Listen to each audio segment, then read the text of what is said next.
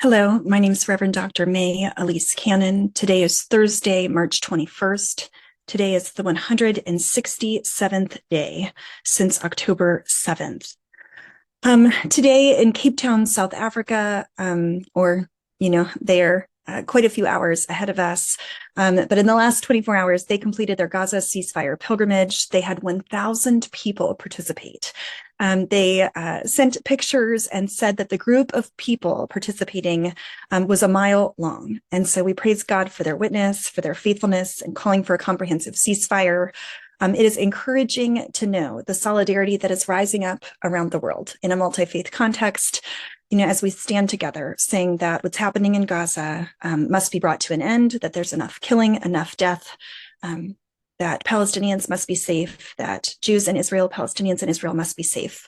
And so we were encouraged by that news. And today in Washington, D.C., we had a pray-in with Christians for Ceasefire, a number of church denominations. It was co-sponsored by Churches for Middle East Peace and many other groups at the United Methodist Building, right across the street from the U.S. Capitol building. Dozens of people gathered. We prayed. We called for a ceasefire. There were a few other asks as well.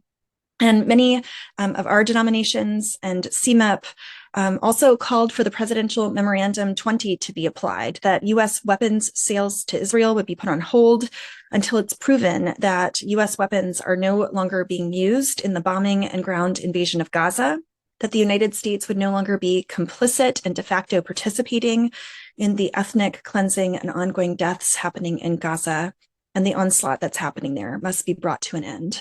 I led a prayer standing in solidarity with many around the world who are calling for the what's believed to be 100 or so hostages who we hope are still alive in Gaza, that they might be returned home, and calling for their release, and also calling for the release of Palestinian prisoners, thousands of prisoners who are held by the Israeli military in military prisons without having had due process.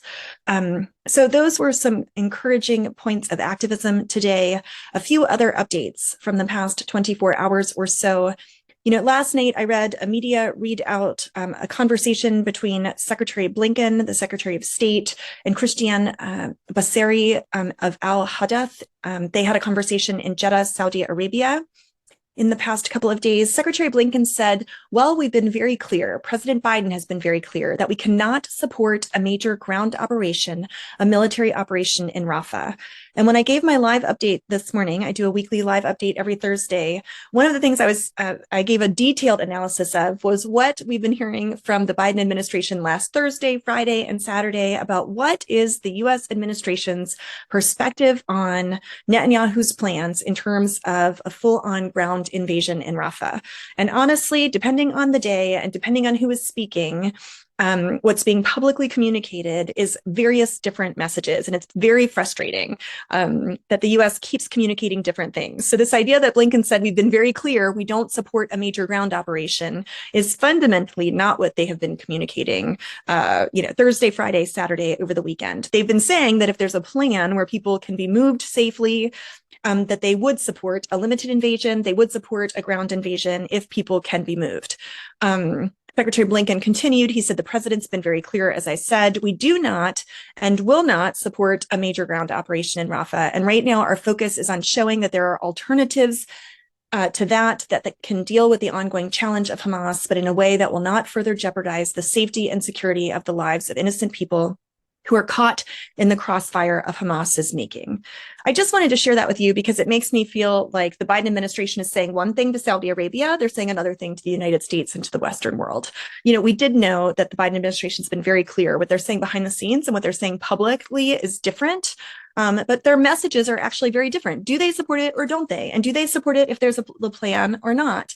Now, we've heard that there is a plan that Israel has every intention of a full-on invasion. It will take time.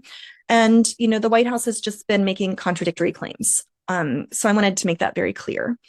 Our position is that there is no way there can be a ground invasion in any way, shape, or form. One of the people when I was in the Middle East in January, that was a high-ranking Arab official, said, if you throw a stone in Rafah, you will kill 10 people because it is so overpopulated right now. So the idea that there could be any way to have a ground invasion that would be safe for civilians is just impossible.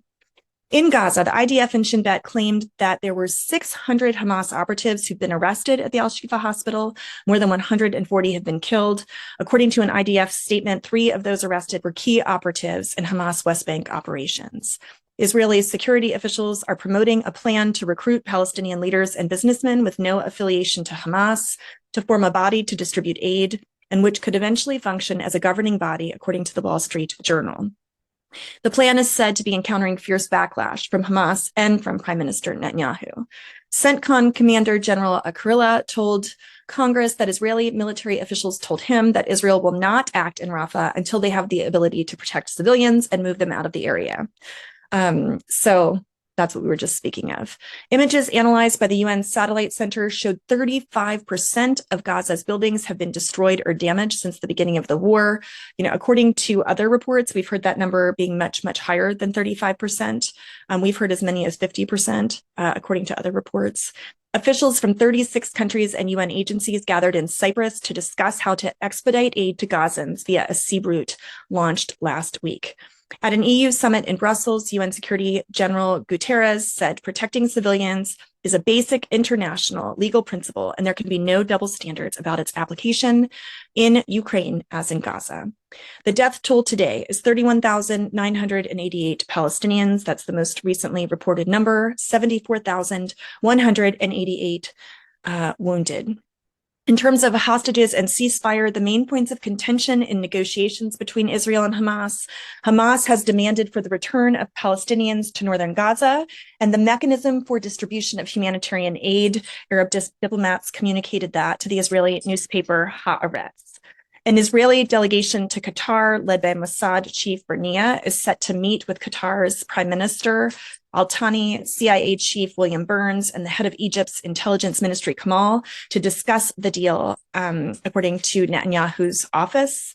And U.S. Secretary of State Antony Blinken said that the deal in Gaza is getting closer, but that Hamas has added more demands. He also said that the Saudi Al-Hadath channel, that the U.S. drafted UN resolution calling for an immediate ceasefire tied to the release of hostages, and he expressed hope for support from member states. In the U.S., the House Speaker, Mike Johnson, told CNBC that he plans to invite Prime Minister Netanyahu to address Congress. You may remember I reported yesterday that Republicans met with Netanyahu online last night.